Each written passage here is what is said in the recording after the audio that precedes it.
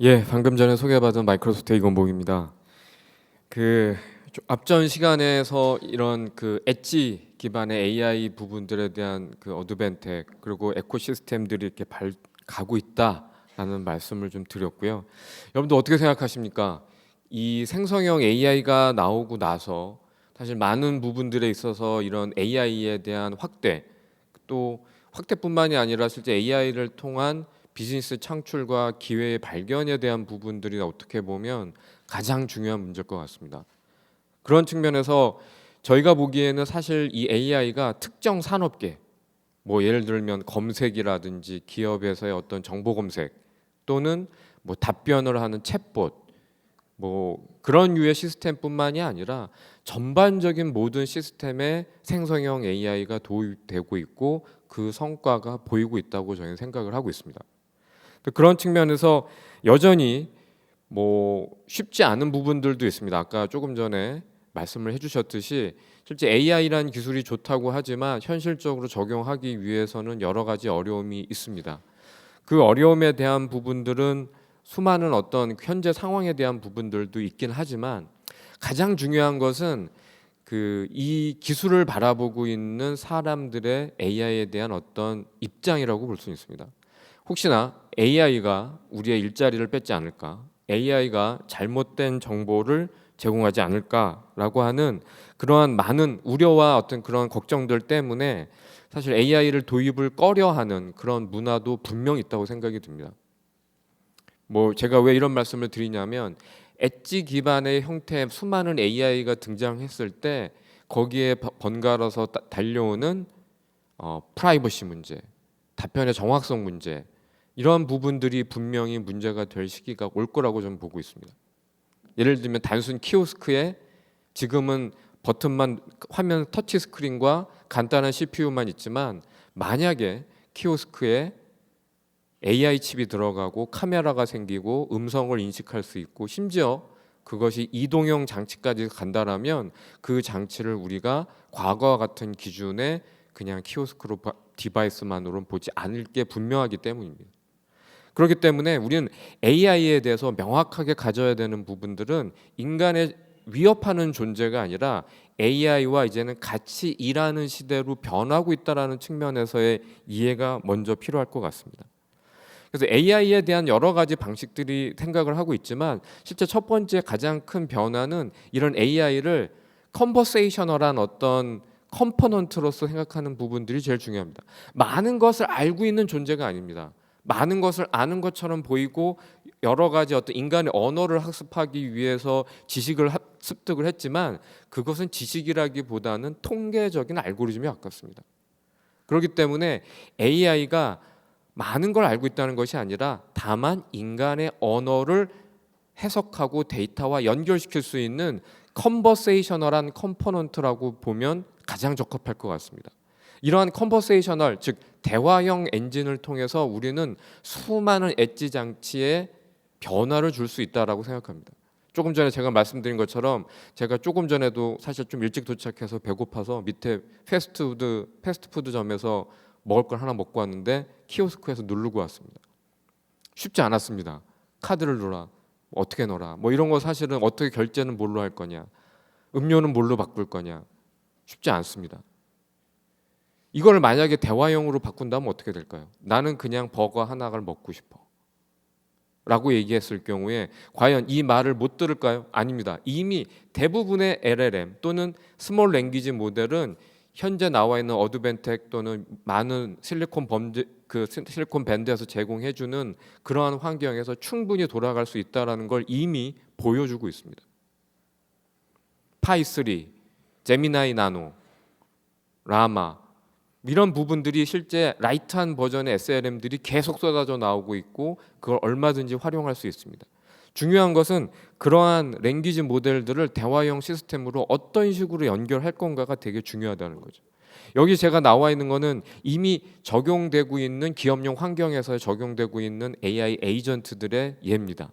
영업, 개발자, 일반적인 지식 근로자, 고객 서비스, 보안 담당자, 데이터를 운영하는 사람들 입장에서의 모든 도구들이 대화형 형태대로 바뀌고 있습니다. 아주 고난이도의 작업부터 시작을 해서 인간이 반복적으로 처리해야 되는 업무들을 AI가 아주 빨리 해결해 주고 있습니다.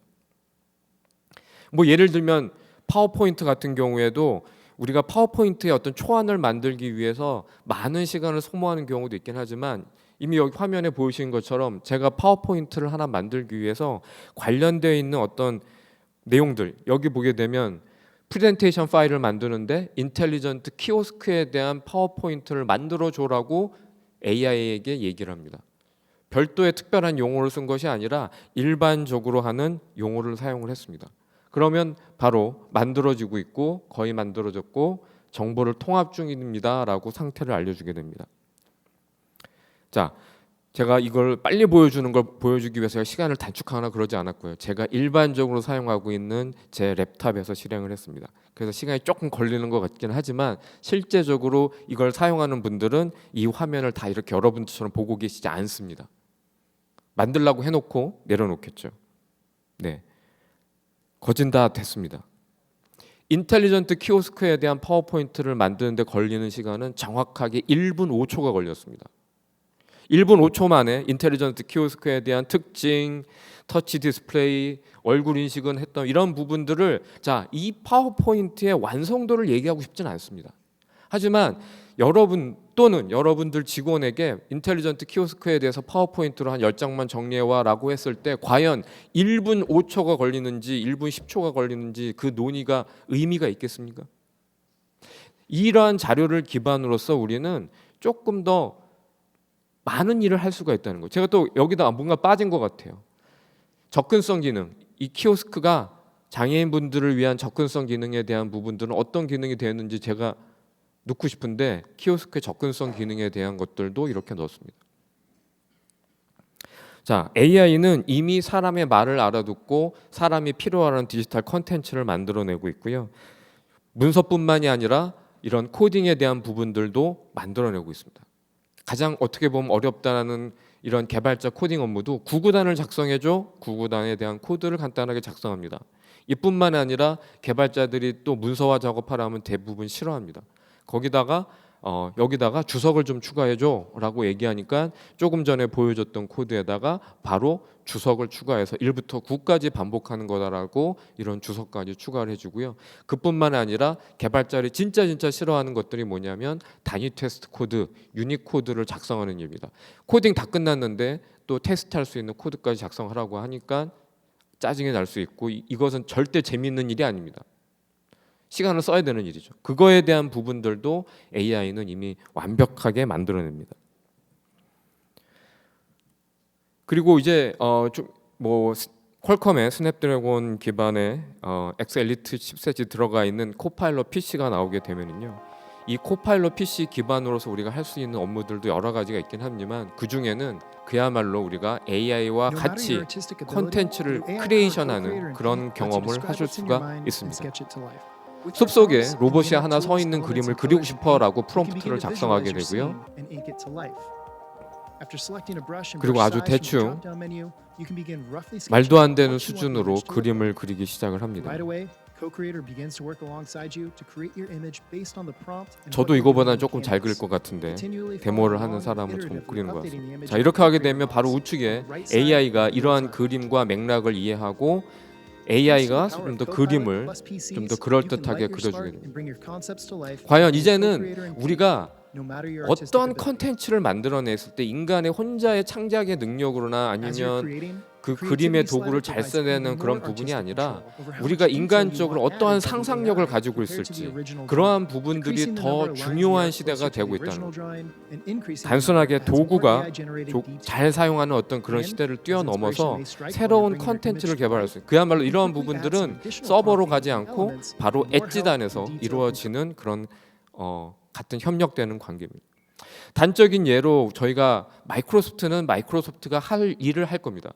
윈도우의 사용을 잘 모르는 분들은 없으시긴 하겠지만 그래도 윈도우에 대한 사용법, 윈도우의 기능에 대한 음성적인 제어, 그 다음에 연결된 동작에 대한 자동화 프로세스를 하기 위해서 윈도우 11은 음성 하단 LLM에 대한 기능들을 코파일럿 기능을 통해서 제공을 하고 있습니다. 좀 더 나아가서는 아주 혁신적인 랭귀지 모델인 GPT-4.5를 이용해서 새로운 소비자에 대한 경험을 바꿀 수 있습니다. 이런 쇼핑몰들도 가능하겠죠. Hey Seth, how's it going? What can I help you with today? I am fantastic. I'm sorry, I'm in such a hurry. I'm gonna go on an overnight camping hike where we're camping all this. It's gonna be dark, cold. Should I use these shoes? It's the mountains. It's probably gonna be cold. Great, no worries. Let me take a look. Ah, those are the Trek Star hiking sandals. While they're fantastic for summer hikes and keeping your feet cool, they might not be the best choice for Oh cold my goodness. mountain So okay, I'm sorry to interrupt you. Pick the best thing that I should use, and can you just add it to my cart? Just one product. No worries. Let's go with the Trek Ready hiking boots. They're durable, provide great ankle support, and most importantly, they'll keep your feet warm in the cold mountains. I'll add them to your cart now. Oh, Ready for checkout? I see that. Amazing. Muchísimas gracias. Espero que me vaya bien en el campamento. De nada, Seth. Disfruta de tu campamento y mantente caliente con esas botas. Buena suerte y diviértate en las montañas. 조금 전에 보신 데모는 뒤에서 어떤 사람의 음성으로 대답한 게 아닙니다. GPT-4의 음성 모델을 이용을 해서 실제 사용자, 데모 사용자와 인터랙티브하게 GPT-4 모델을 기반으로 한 멀티모달 데모입니다. 자, 이거를 우리는 그냥 노트북에서 돌아가고 있는 쇼핑몰 웹사이트라고 생각하지 않을 겁니다.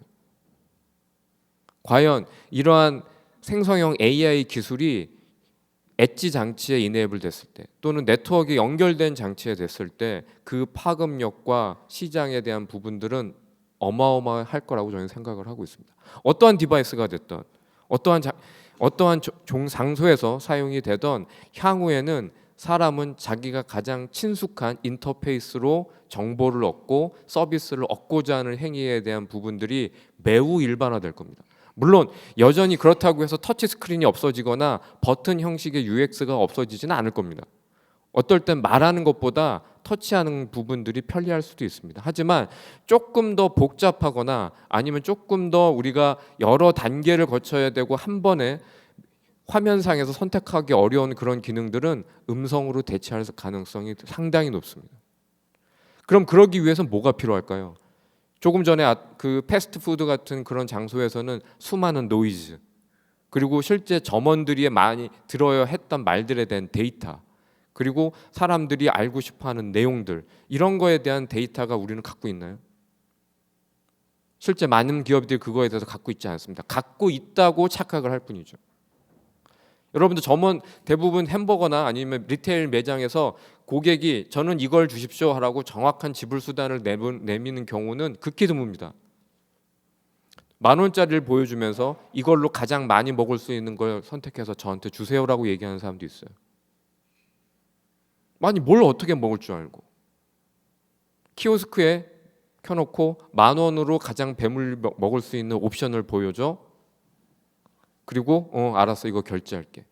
이런 부분들도 충분히 가능하게 될 수 있다라는 겁니다.